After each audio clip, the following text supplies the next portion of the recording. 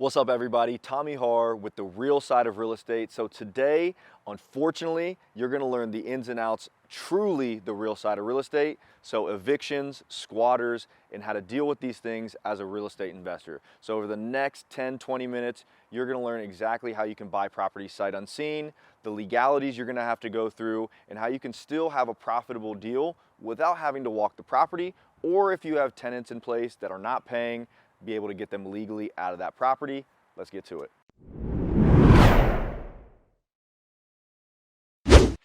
To put a little bit of context to this house right here, we bought it actually from a wholesaler. So remember, wholesalers are professional problem solvers. This seller came to that wholesaler and said, hey, I have people in this house that are not paying. I want to sell this house, but you have to carry that burden. You have to take that problem off of our hands.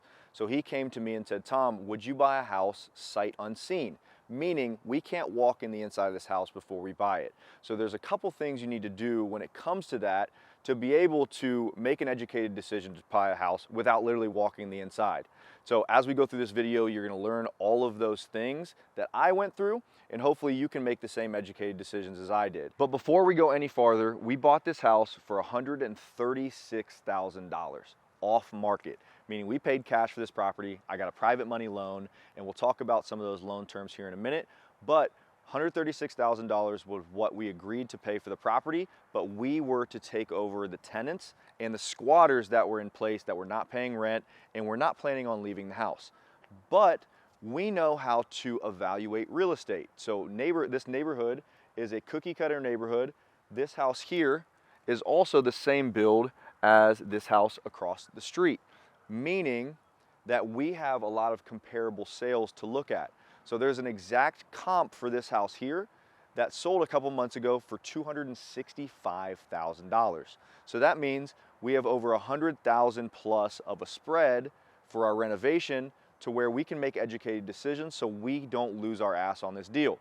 So the first things first when you're buying a house sight unseen, drive around the neighborhood, get on Google Earth, see the outside of the property. So if you can eliminate the outside renovation question marks, you're then just working on the inside. So what I saw on Google Earth here was I went back, and if you don't know how to use Google Earth, you can go back years and years and years to figure out when things changed. So with this house, I noticed this house was built in 1970s, just to let you guys know. So 1970s, you have aluminum windows, you have certain things that go along with this.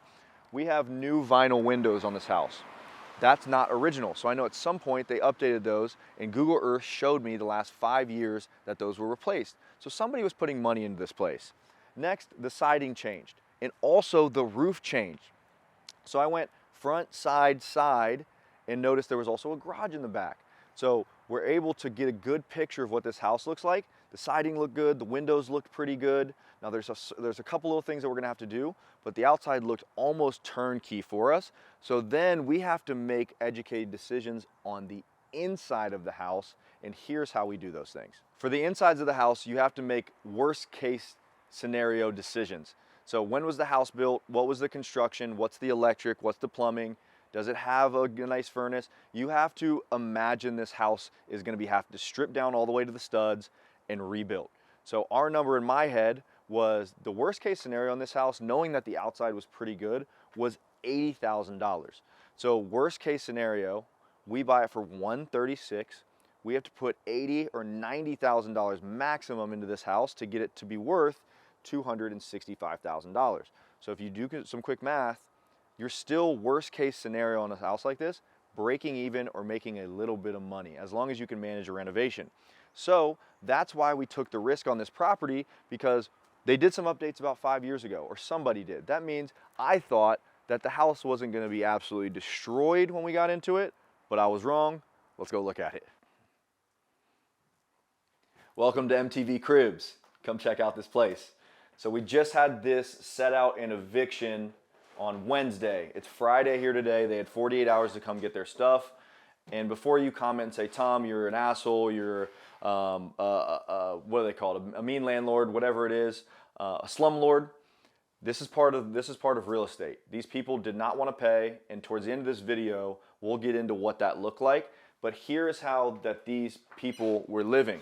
So you understand why this seller wanted to sell at such a discount, because he knew the condition it was in, And a lot of people don't know how to fix these things up. So you got newer windows, you got popcorn ceilings, there's shading on all the ceilings. They call this drywall ghosting with all these lines you can see, nasty popcorn ceilings. I mean, come look at the kitchen here. There's no floors. Look at the drywall. They put ceiling stomping on the drywall throughout the house. There's half of 4 cabinets left. I mean, these people were living in this house. So you'd be amazed as you start to learn to invest in real estate, how crazy people live and why sellers and why there's always going to be opportunity for investors, because people leave houses like this all the time. It's insane. So this is how we walked in and we found it. It's going to be a pretty big rehab. And another video you'll see, we'll talk about the rehab. We're going to do some before and afters, but this is a 4-bed, 1.5 bath. Rob can show you the bathroom here. It's probably the nicest part of the house, but it's really not that nice when it's all said and done. Here, you got holes in all the walls. You got, like I said, drywall mud. So a lot of this, it looks scary, but if you have a good eye, a lot of this is drywall. A lot of this can be mudded. A lot of it can be cleaned. You can also get this popcorn ceilings. You can skim this down. So knowing that the house was built in the 70s, like I said earlier, was a massive part of the decision making on this, because I knew we weren't running into plaster, which was 1950s and below, and I knew we were going to have newer electric, newer plumbing, and you were going to have some sort of forced air HVAC on this house because it's built in a neighborhood. I can go look at comparable sales that look exactly like this house, and I can see what the layout of this house is going to be. So we could peer in, but we didn't know the condition of the home exactly. So that's why I came to the number of it was going to probably be about 60 grand. And honestly, I think I'm right on the money. I think that's probably what we're going to spend on this house. So downstairs, we'll show you what it all looks like. And then I want to talk about the process of how we did what we did, how to get non-paying people out of a house legally, and the steps you got to take to do that. So down here, you got extra living space. May frame this into another bedroom. It's kind of dead space. But, I mean, you can just see how nasty it is. I mean, these holes in the ceiling, DIY, glass block. Just, this is why investors are needed. There's always going to be opportunities for people when this is the case. And then I'll let Rob kind of go through here, but you got a bathroom, another bedroom.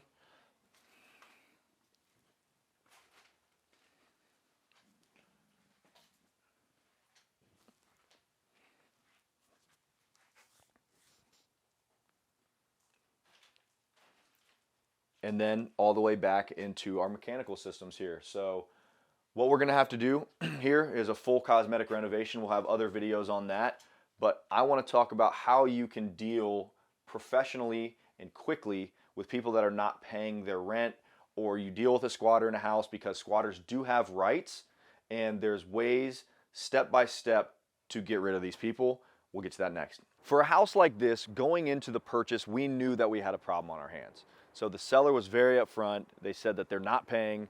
There's probably going to be an eviction situation. So we knew what we were getting into. So before you close on that deal, you need some documents to be able to know, to show the courts or whoever you're going to go to that you're legally able to get these people out. So number one is a lease. If they have a lease or they don't have a lease, that is going to tell you a lot of things. If they're still in a current lease, that's going to be a problem.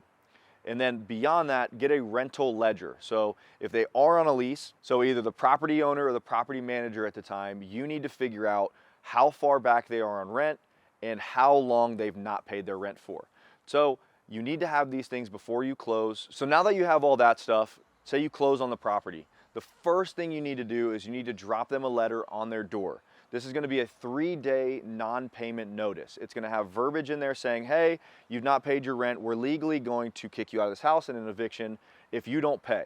But what I also like to do is I write in a handwritten letter at the bottom and say, hey, I'm not sure of your situation. I don't know who's telling the truth here, but can you please call me and we can go over this scenario? Because at the end of the day, these people are human.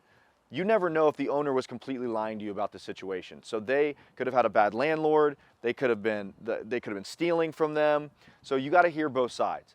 So after that, if they don't want to pay or they don't want to stay or anything like that, and they're like, you know what, I'm not paying, I'm done, take me to court. What we will try to do next is what's called cash for keys. Evictions are really expensive. They can be, and they can take months and months at a time depending on where you live. So what you can do is say, hey, if I give you $1,000, $1,500, $500, $2,000, are you willing to take it and vacate? So literally cash, they give you the keys, they get out when the cash is handed over. And then lastly, nobody likes this, but this is the real side of real estate, and this is why you subscribe to this channel, is gonna be an eviction. So you take that 3-day notice, you give it to an eviction lawyer, you then get a court date. So here in this scenario, these people showed up to court and they got an extension. They said, hey, we're here, we wanna get an extension. They just kicked the can down the line, they didn't lawyer up. They didn't prove that they were gonna pay or didn't try to pay. So the next court date, we got the green light to evict these people, and they got out of the house. So in about 2 months span, we set the postcard, we talked to them, we got the call, we knew they were not gonna cooperate with us. So then we had to do what business owners have to do, and we had to get out and we had to fix this house up. Like I said, unfortunately, evictions are part of the game. If you wanna be a real estate investor, especially a landlord, you're gonna have to get used to this. People are gonna trick you into renting your house out and not pay. It's just part of the game and the real side of real estate. But if you wanna be an investor and you wanna get deals that other people are not gonna buy, you have to learn how to be the true problem solver. The problem that this owner was going through was he didn't wanna kick these people out. He didn't wanna deal with this situation anymore, and he needed to find somebody that was willing to do it, and the price needs to reflect that. So hopefully you learned something here today.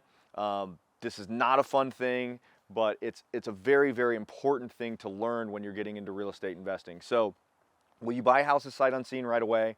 Probably not, but there's always a number that is going to fix up a house. So be able to use context clues, be able to ask the right questions, and maybe one day you're gonna be buying houses without walking them and still making 20, 30, 40, 50 grand on those deals. So until next time, next Monday, if you like this video, hit that subscribe button, shoot me some comments, show me some love. I love your feedback, and I wanna grow with you in the real side of real estate community. See you next time.